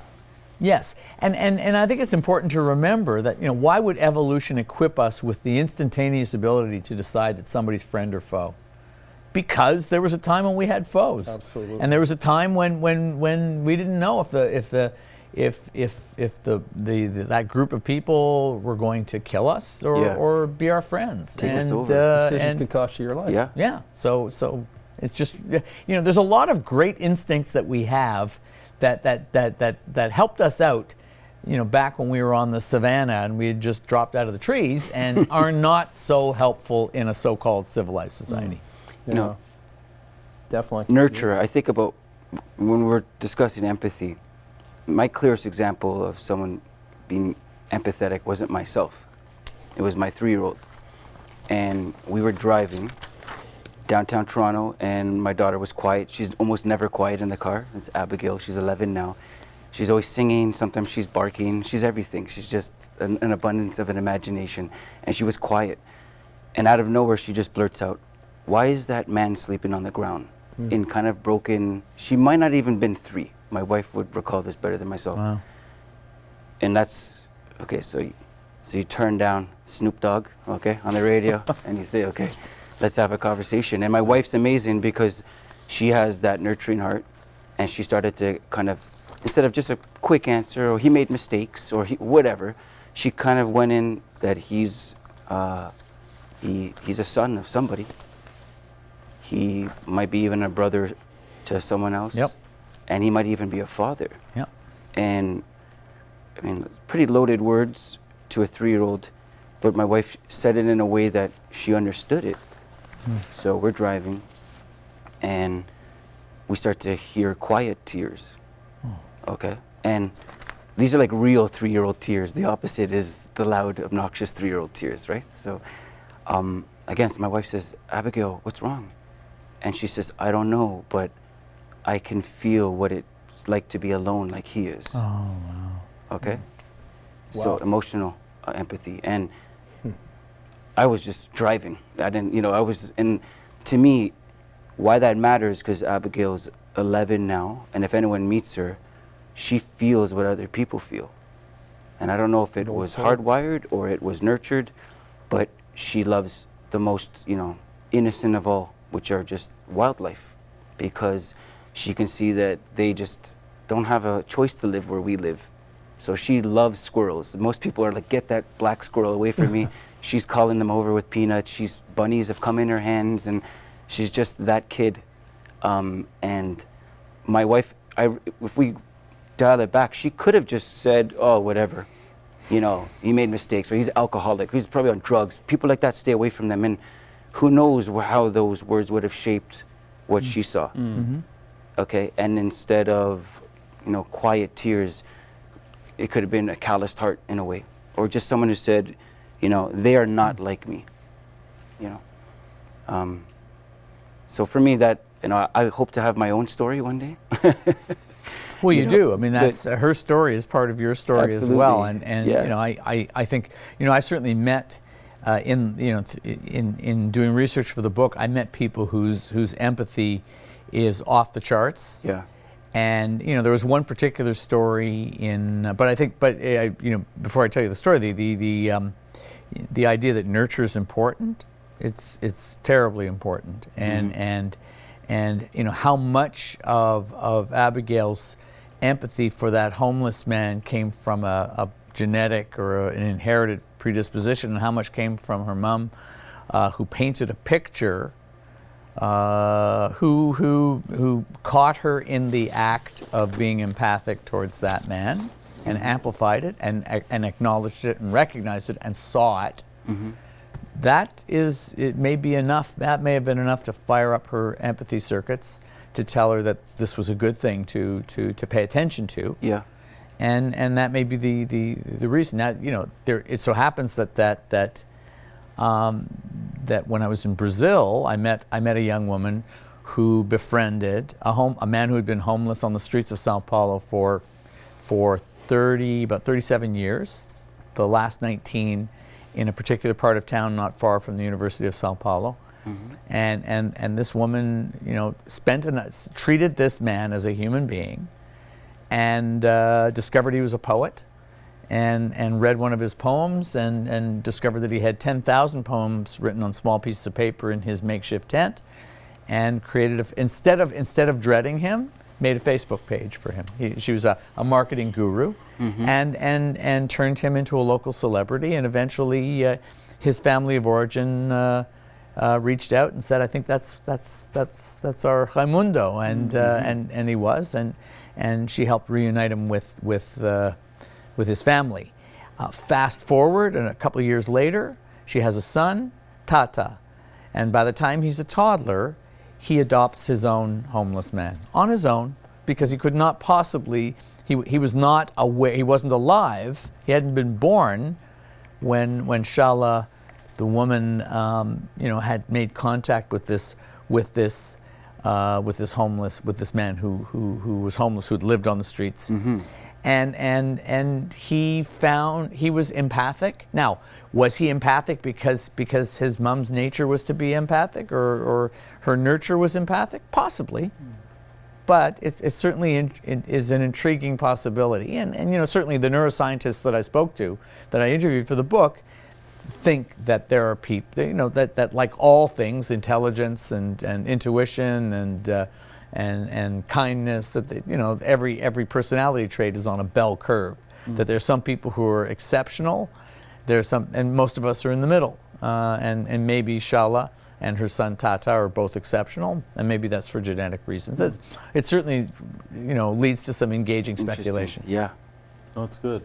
So what we're going to do is, in a little bit, we're gonna throw some questions out to the floor. But before we do that, and I know Steve, in discussions, has read the book a few times, and also I know there's a little update that you need to share that you said for a 2020 update. Yeah, the 2020 update is the one that I told you about. It's the one that the family that started me on this journey. Okay. And they were, they thought that I would, when I said I'd never forget them, I wasn't, I didn't realize that it would sit with me and would fester and would spark a curiosity about kindness. That really took the death of my own father for me to understand that was the moment when I finally understood what it was like to be them. Yes. But for them to realize that I had actually taken the message to heart. A quarter of a century later, yes. There they were, and kind of completed the circle. I guess that was my opportunity to give something back to them, because all they wanted was to have their own pain acknowledged, right. and to know that I was affected, and that I wasn't simply impervious, like water off a duck's back, that I was affected by them, and they saw that I was. Okay, nice. Yeah. Nice. We saw each other. That's what we want. Yeah. That's what, as humans, we awesome. crave Yeah. to see and be seen. Yes. Yeah. Right. No, for sure. Before we do get to the questions, Steve, I'm going to throw it to you. Because, Yeah, thank you. I know. Thank you, Constantine. Yeah. It's interesting, sir. When I usually read a book, or listen to a live speaker, it's usually the first few words and the closing words that resonate with me most. And I read all aspects of your book, and I take you to the final chapter called Epiphany. And there is, for those who are watching this podcast, here's how you caught my attention, sir. This is what you said. If you want to be kind to others, the first person you must be kind to is you. If you want to connect with others, the first person you must connect with is you. I believe that most of us have one kind of pain or another tucked away in a corner of our hearts. Denying or running away from it won't make you feel better, but it will make it harder to connect with others. If you can take a risk and embrace your flaws, or you might see as your less than perfect side. Christian Kaisers, the researcher who helped discover mirror neurons in the brain, taught me that humans are hardwired to be empathetic and kind. But he also taught me that empathy is not a biological obligation.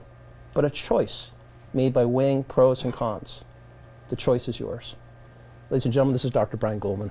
Thank you. There you go. Thank you very much. Thank you. Yeah. So if we can just have the house lights put on. Right now we'd like to open up the floor. If anybody has any questions for Dr. Goldman, please ask away. And everyone was given a little number as they entered today. I think we should let Dr. Goldman choose that number Absolutely, between 1 and 15. 1 and 15. And the lucky winner will win a Dr. Brian's latest book, The Power of Kindness, and he's going to autograph it, I'm assuming. I will be happy to. Okay. Do you want me to choose a number? Yeah, let's do it. 1 Okay. to 15. Lucky number 7. Who's that? Who's number 7? Oh, Oh, wow. okay. Hold on, some people wow. are checking their numbers now. Yeah, double Yeah. check. Going once, going Right. twice? Yep, No? going once, going twice. Okay, there's another one. Go. Let's go. 13. That's my lucky number. Okay. No. This is the book that doesn't want to be given away. Healthcare guy, no kidding, right? Can I choose one more? Yeah, one more. Okay, Sure. 3. Yay! There we go. Okay. Okay. Right at the end, we'll hilarious. get Dr. Goldman to sign that up for you. Good read. Yeah, if anyone has a question, please throw it out. We'll have it set up to you. Okay, yeah. In the back. Right in the back? My question would be basically, is there a way of creating clinical treatment to allow people to grow their empathetic nature? There was a study done basically where they allowed children and at first rats the ability to have small amounts of empathy in terms of nurture in childhood. Left with absolutely no nurture, they all died. So on some level, empathy must be part of our life force. And thus, if you had a particularly traumatic childhood, or if you were raised in a home where nurture was not provided, is there a way to kind of implement in the Western clinical world that emotional side of development? That's a great question, and I think that there are certainly have been many attempts to develop treatments, and there is a chemical that is very important in childbirth. It's called oxytocin. It's also very important in breastfeeding, and it turns out that it's a kindness chemical, and there are actually studies in which people who were born as sociopaths or psychopaths, these are people who are cold-hearted, are given as a nasal spray oxytocin, and it is possible that they increase the tendency of that person to be empathic. I'm not recommending that people go out and get Flying off the shelves now.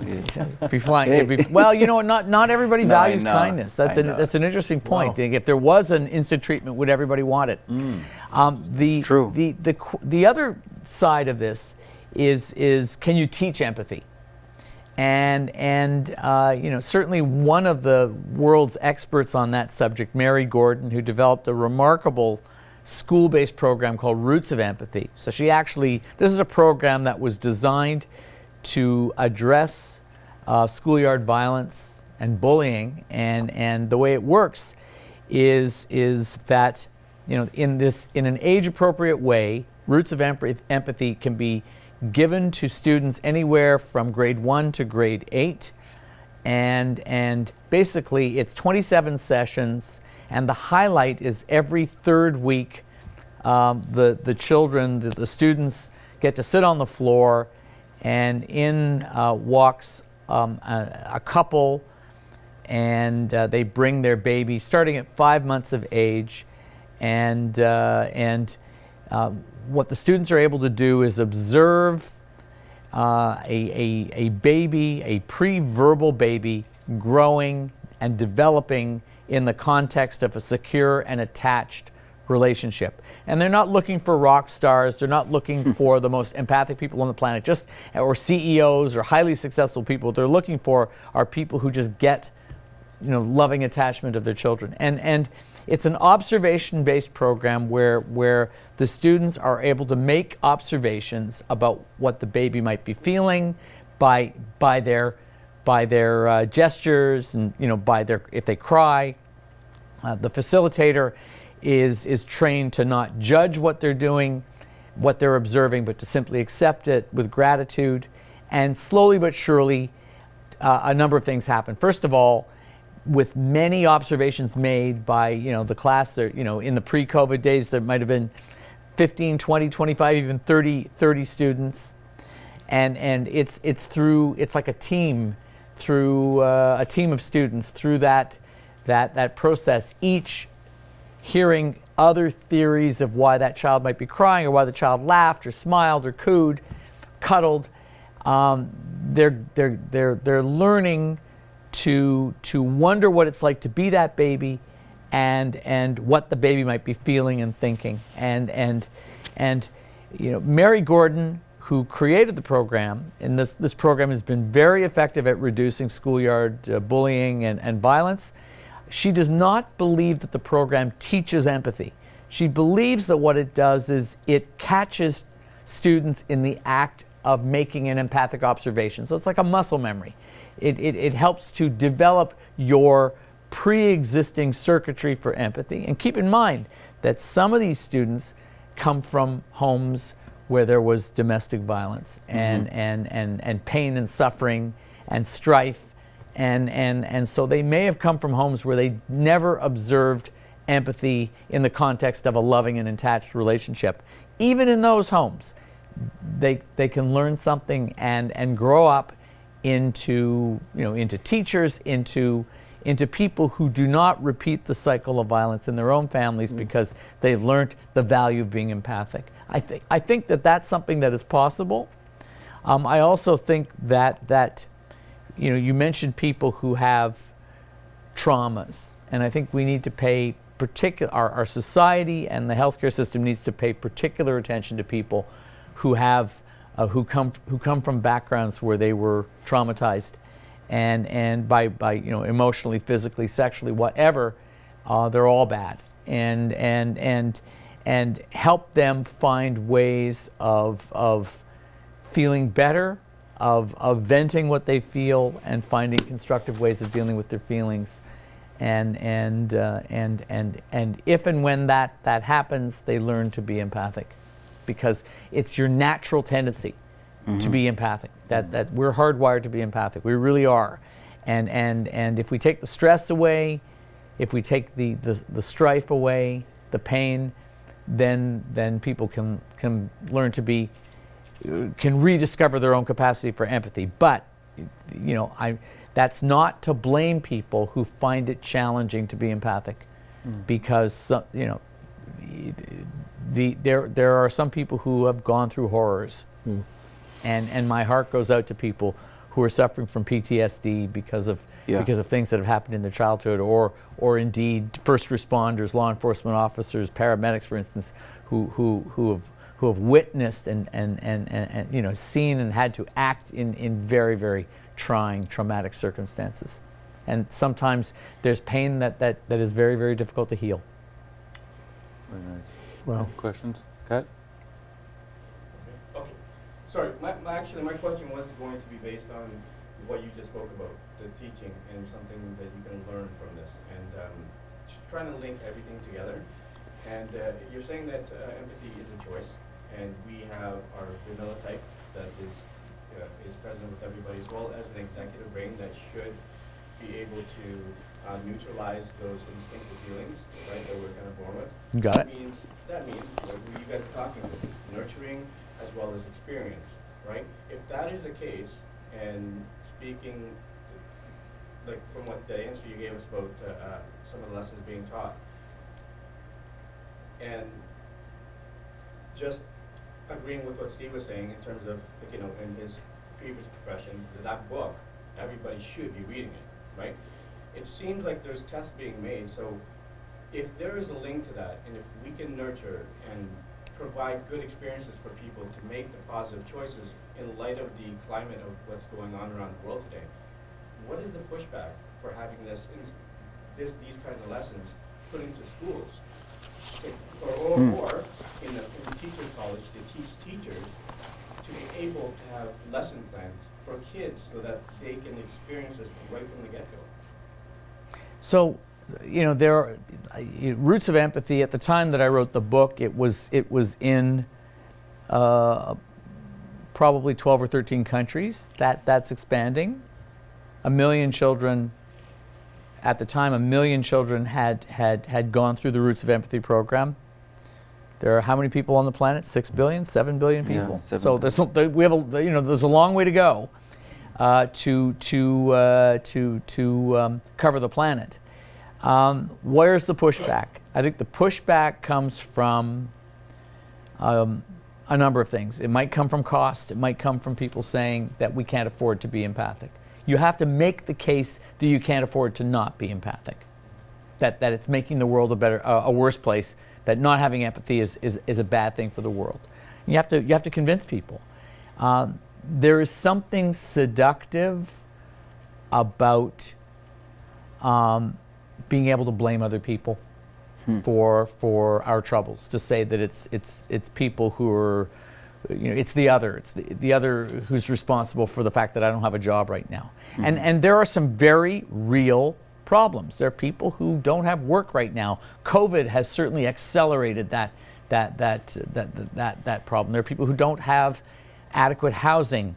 If I came from a disadvantaged background right now, if I came from a racialized background right now, I would be so angry that the people who are getting COVID-19 and are more likely to die of it come from disadvantaged backgrounds and backgrounds where people aren't getting a proper break. And I think as a society we need to address that.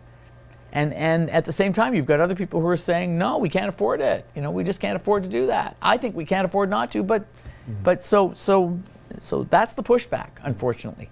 It's seductive, and I think it's like a pendulum swinging back and forth between more empathic and more us versus them, more empathic, more us versus them, and I'm hoping that maybe this crisis is going to galvanize us. But if you look in the United States, there's a reason why Donald Trump has been popular. Yes. And people who are looking at the outrageous things that he says and does are missing the point. It is what it is. It's not, I wouldn't just say that. I would say it's not about Trump. It's about the people who are voting for him. Absolutely. It's about the people that are going to his rallies. And ask the question, why are they going to his rallies? And if there's a failure to articulate a more hopeful, to make the case for empathy, to make the case for caring for one another, then it's not just on him, it's on them for failing to make that message. Yeah. Well put. Yeah. Anybody else? Yeah, at the back. There's lots. Yeah, Chris we've got a in the couple. Can't see you. Chris. One of the things that you mentioned was that before you can be empathic to others, you must first be able to be empathic to yourself, connect with yourself. Right. I'm sure you imagine that's very difficult for a lot of people who fall into patterns, and as a result of those patterns, kind of neglect themselves and neglect many aspects of, as you mentioned, what matters to the heart and to the soul. Just what advice would you give to help people who have fallen into those patterns where they are neglecting themselves in that regard? It's complicated, and I don't want to make it simplistic. But the simple thing. I mean, you can only do for yourself what you can do for yourself. You can't change all of society. I'll talk about society in just a second. But one thing you can do, certainly, try to take care of your body. That means eating right, eating variety of fruits and vegetables and proper nutrition and not so much fast food. And overly refined food, overly processed food. Getting exercise, whether it's riding a bike or walking, getting out into nature, seeing things that are beautiful to look at. And not everything that's beautiful to look at costs money. I run 3 times a week, 3 or 4 times a week, 8 or 9 or 10K. And the reason why I do that is that I only feel right after I've run. A lot of the rest of the time, because of COVID, I feel tense and anxious. So I recognize that. Meditating or finding that place where you can kind of shut out the strife and the news that's kind of pouring in and making us kind of feel like we're inundated with bad news. Staying off screens for a while. Staying off television screens and computer screens and smartphones and tablets, that kind of thing. So those are the kinds of things you can do for yourself. And then the other thing you can do is look in the mirror and forgive yourself for the mistakes you've made. Forgive yourself. Ask others for forgiveness. Strive to do better, but cut yourself some slack. Those are the kinds of individual things you can do. On a society level, there's no question that there are some remarkable studies that have linked people who either drink too much, smoke too much, or eat too much of the wrong foods. All of those are addictive behaviors: sugar, salt, tobacco, other drugs, alcohol. They have one common factor, and that is early childhood trauma. Wow. It's remarkable. And as a society, that's the kind of thing we need to take care of. We need to do a better job of taking care of. And that's not on the people who have undergone that stress to fix themselves. I know we have this attitude that we tend to reward people for taking care of themselves, and sometimes we think it's a negative cost to society to take care of, to make a decision to leave no one behind or leave as few people behind as possible. I think that's a mistake. But that's on society, but the rest is on us individually. Good. Yeah, Craig? So, kind of speaking from the healthcare environment, from Michael Garden Hospital myself, I've been there for almost soon to be 20 years. From the protection services background, watching how we've evolved through the healthcare field, we have discovered things like emotional intelligence training, and we've been long seeking a just culture environment to address that issue of shaming and improve and reduce mistakes. One of the things that we've experienced is how that kind of shame and either overly empathetic or lacking empathy response by healthcare workers often triggers violence in the workplace, triggers unwelcome responses from our clients or from our own colleagues. One thing is, as we progress and we're building a new building and we see we're installing more and more technology, more and more systems, more and more things that perhaps are taking our clinicians away from the bedside as much as perhaps that used to be. What impact do you think technology right now is having on our ability to share empathy with others in constructive ways, and to find the time especially in this industry where we love process and we love flow and everything has to go a certain direction? What impact do you think technology is having on that as we move forward, and how do we overcome that to maintain that human touch in healthcare that's so, I think, critical to good outcome? On a fundamental level, technology is neutral. It can be used for good, it can be used for evil. There are certainly examples in which technology is beneficial. During COVID-19, I think that virtual healthcare is something that was long overdue. I during the summer for White Coat Black Art, I visited the county of Renfrew in the Ottawa Valley. It encompasses northern communities, remote communities, the Ottawa Valley, Algonquin Park, some indigenous communities, and they created there. They were terrified, because this is a sparsely populated part of Ontario, 130,000 people living there. Something like 20 to 30,000 don't have a family doctor, or if they do have a family doctor, they're part of a roster of 5,000 patients, and that kind of tells you that their chances of getting a quick appointment are slim to none. And they were terrified during COVID-19 that you had a lot of seniors who were isolated, who couldn't drive a car, and there's no public transportation, there's no rapid transit, there's no bus service where they live.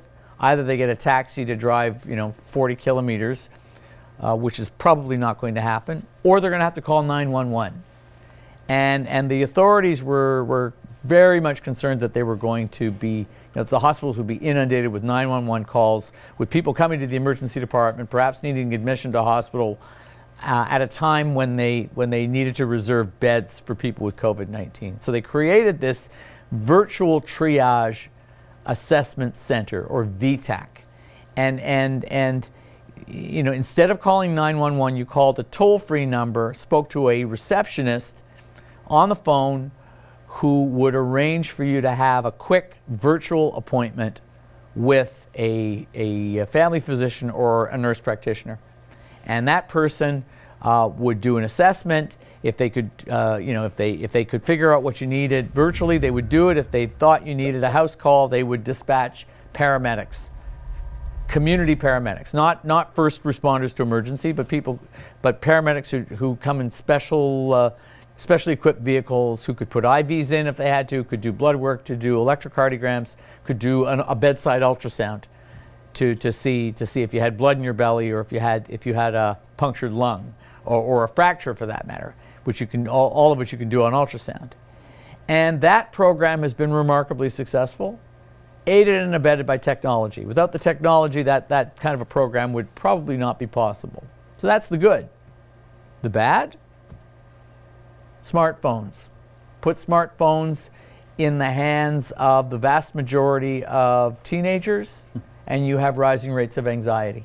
Wow. You have kids who are measuring their self-esteem by the number of likes they have, and not by having those deep, meaningful conversations with friends who are part of a lifelong peer group. Do you remember having friends that you met when you were kids, where you didn't see them for 5 years, and then you'd see them and it was just like old times? Yeah.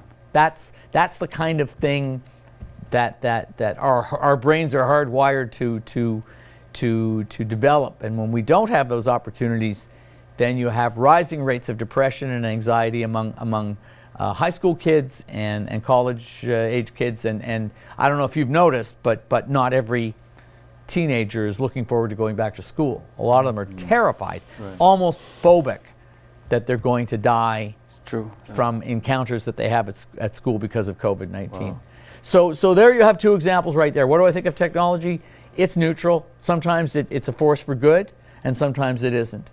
And it's up to us to know the difference and to evaluate how technology is used to decide, whether it's something we want to have or not. Very nice. We have time for one more question, so I'm going to let you choose. I need a hand. Right here. Gentleman right in front. Okay, go for it. It's hard to like. How do you feel that someone's profession? How do you think someone's profession affects the type of person that they are?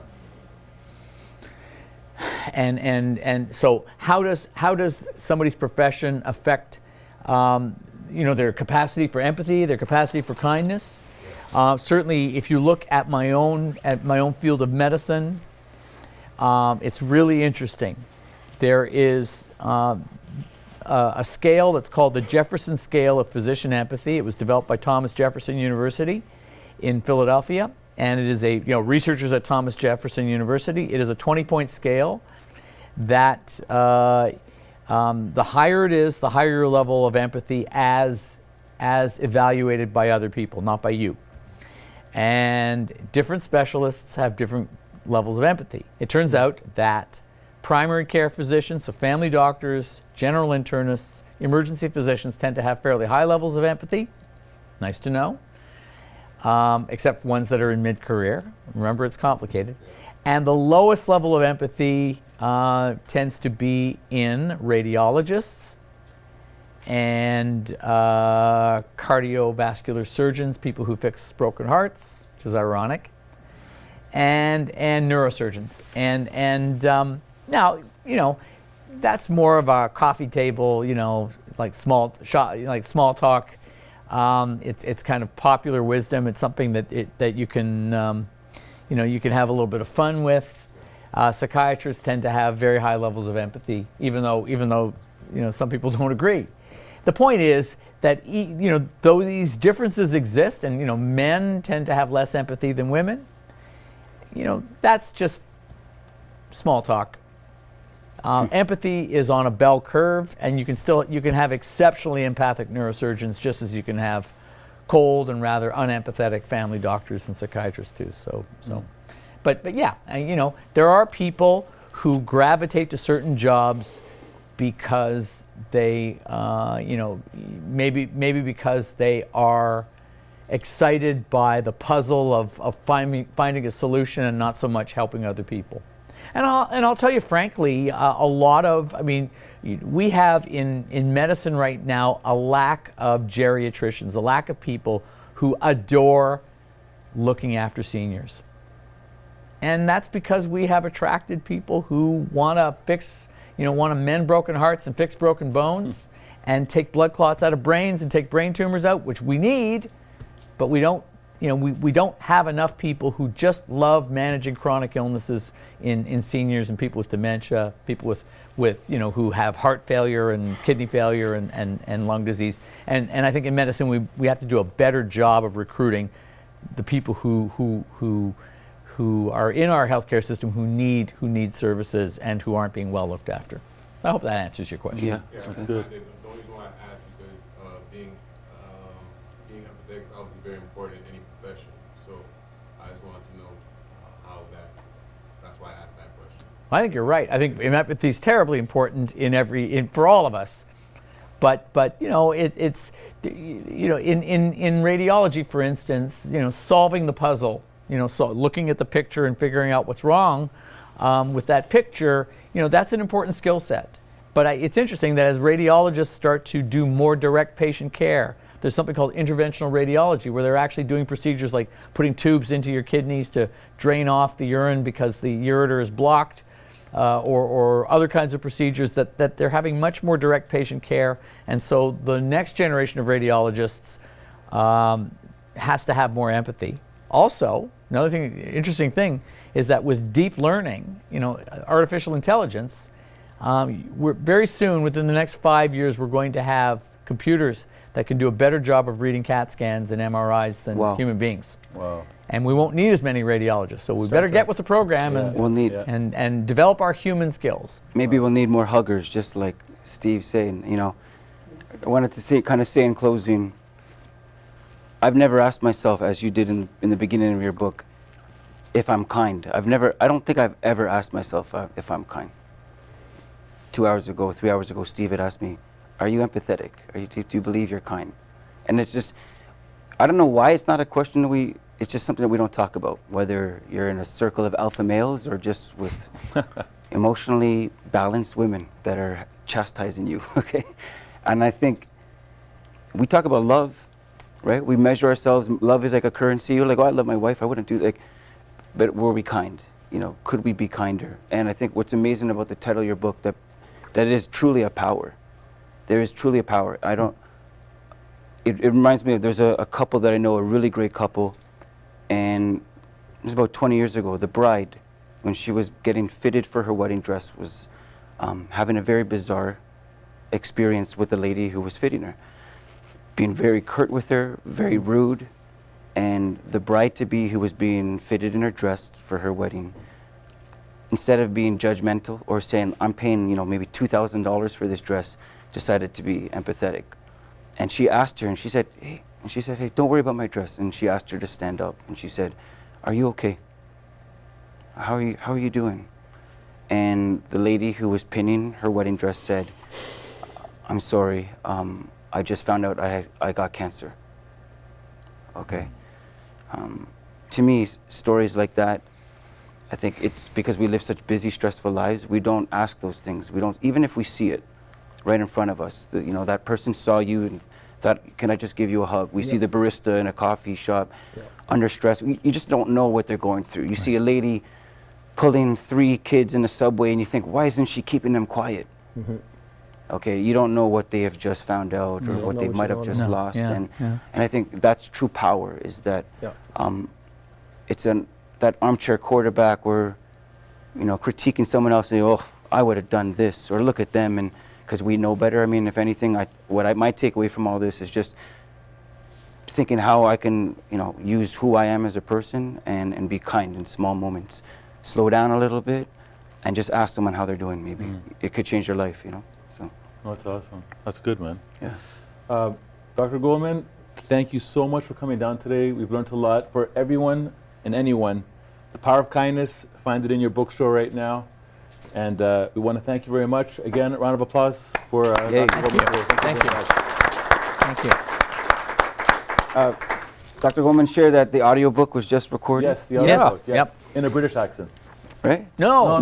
Do you know when that's coming out, the audiobook, for those It should be coming out in the next 2 months. It's being published by ECW Press, and so you'll be able to click and buy it. And I like that. and now it'll be a companion on your long walks and cycling and Your car drives, plug it in, listen to something relevant. Perfect. Thank you. Beautiful. Yeah. Well, again, thank you very much, Thank you, sir. thank you guys for coming out. Thank you for your Have a great kindness. night. Make sure to drop by next week. And don't forget to subscribe. Let's go! It's time to give a shout out to our sponsors. This podcast is brought to you by Sentinel Security Plus. For all your premium security needs, visit SentinelSecurityPlus.com. And The Substance Group for all your integrated marketing solutions. Visit TheSubstanceGroup.com.